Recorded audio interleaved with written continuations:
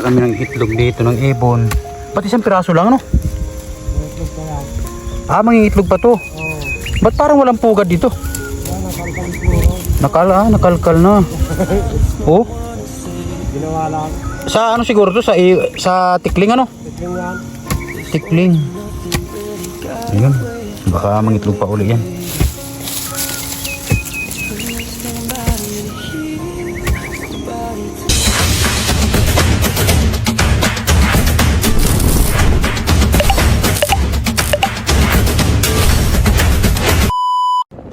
Isang mapagpalang araw po sa atin lahat mga Teknoy, panibagong araw. Meron naman po tayo ngayong panibagong video. At siyempre sa araw na to, meron naman kaming pupuntahan na isang lugar na mataas na bundok dito po sa Laguna.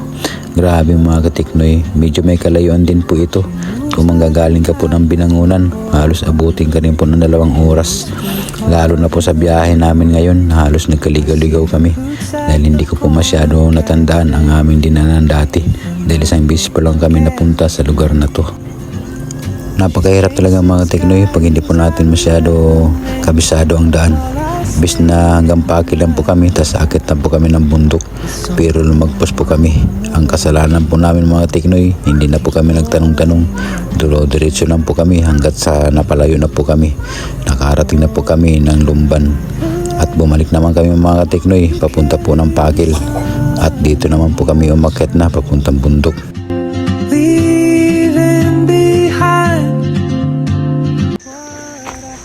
Andito kami ngayon mga Teknoy sa Laguna. Sa bundok, sa mataas na naman na bundok. So pupuntahan namin ngayon ang aming tataniman ng mga ganito, kamuting kahoy. So pinalinis namin, pinabakod namin. So tumawag na yung gumawa yung naglinis ng aming tatanimin ng ganito. Tumawag sa amin na yun tapos na raw. So titignan namin ngayon kung okay na at siyempre tataniman na natin. Yan o. Ayun yung mga kasama ko. Ganito talaga ang panahon dito mga Teknoy. Umiinit siya pero maramdaman mo yung lamig ng panahon. Ang lamig ng simoy ng hangin. So yun mga Teknoy, ayan. Ang ganda dito, ang ganda ng lugar dito mga Teknoy. Yan ang gusto kong lugar dito.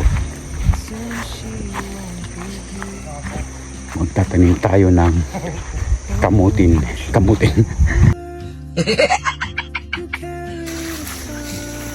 Ba? Linis na. Ayun, malinis na. Yun. May mga ayan po, malalaki na po. Nilinis na talaga ni Idol. Si Idol ang naglinis niyan. Ayan. May sabi nyo.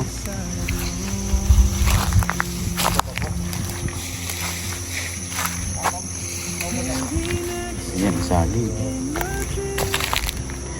Papuntang baba. Linis na pa ito, Idol. Linis na. Mataba na yung nalinis na. Mataba na yung kamuting kahoy.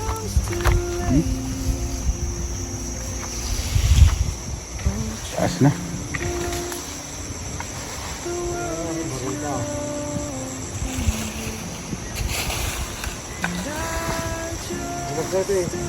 Ha? Oo.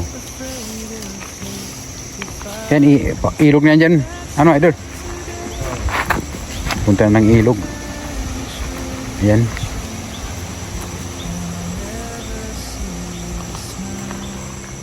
Wala ka, halaman lang to. Ha? Halaman lang. Anahaw yan. Ha? Anahaw. Yan ang pambansang dahon. Anahaw.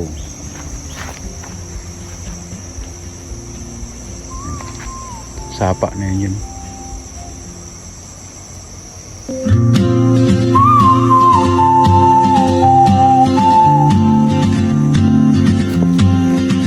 Itlog dito ng ibon. Ba't isang piraso lang, ano?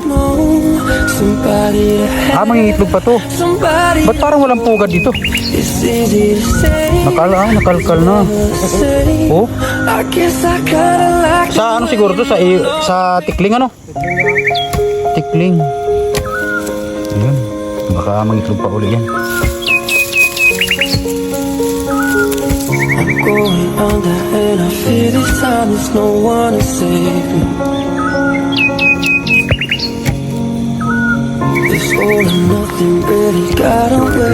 driving me crazy. Kamuti. So ayan muna ang ginagawa namin, puro mga ganyan-ganyan, no? Ayan. Tapos dito namin yan itatanim ng mga ganyan may butas. At siyempre meron na rin gabi, ayan. May gabi na.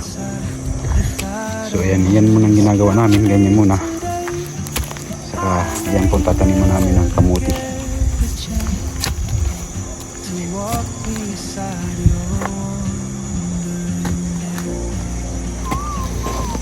Mag-aakin mo na dami kong cellphone eh. Hindi na kami.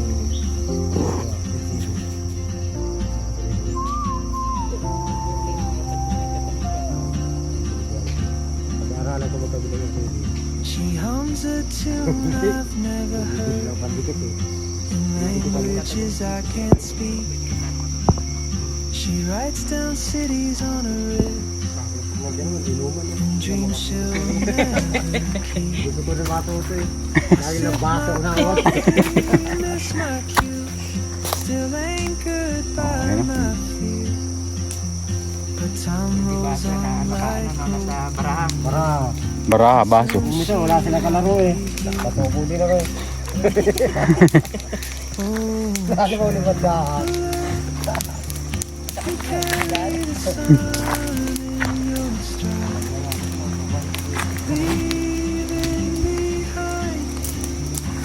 what I hold inside. If I don't ask your name today, I may never get the chance to walk beside you. Hapon na mga katiknoy. Hapon na kami. Pauwi na kami. Alanganin na kami sa oras. Kasi nung dumating kami dito ay alas 3 na. 3 na ng hapon. Kaya ayan, nagabol pa rin kami na para makatanim pa rin kami dito. Para yung oras namin hindi masayang. Saka yung linis. Sayang yung linis na hindi mapagtaniman. Ayan. Kahit paano hindi masayang yung oras namin pagpunta dito. Nakapagtanim kami ng kamuti. So nakalimutan ko yung jacket ko. May dala kaming jacket dito kay grabe ang ginaw dito. Lalo na pag mga ganitong oras yung medyo paggabi na. Grabe maginaw na dito mga katiknoy. So yung mga tiknoy yan, yung mga tayo kahit pa paano para hindi na masayang yung linis dito. Kaya pauwi na kami ngayon dahil hindi namin alam kung pauwi ba kami ngayon o diyan kami matutulog sa kubo. May kubo diyan ng ano namin, makasama namin. Ang kaibigan namin na si Paring Ninyo. Uwi. Kung bukas kami uwi, makakapagtanim pa ko bukas. So malaki pa yung pwede pagtaniman doon ng kamuti. Kaya siyempre dahil sanay tayo dyan mga katikilis sa pagtatanim ng mga ganyan. Kaya yan ang gusto ko sa mga ganitong lugar na makapagtanim ng kung mga gulay dyan. Kamuting kahoy. So ang kamuting kahoy wala kaming ano ngayon, similya. Kaya gusto ko ng kamuting kahoy na yung similya na makapagtanim doon. Halo-halo ba? Kamuting bagin, kamuting kahoy. So yung paghaluin namin, saka yung tawag yan yung hapay, kung tawagin sa amin sa Masbate, hapay. Pero naman dito sa Manila naman gabi. Kaya ay kuryoso. So ayan may yan.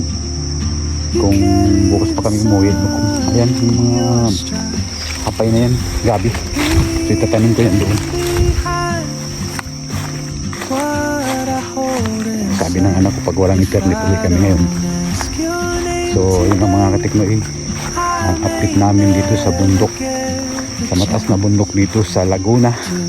Kaya dito lang muna ang video namin.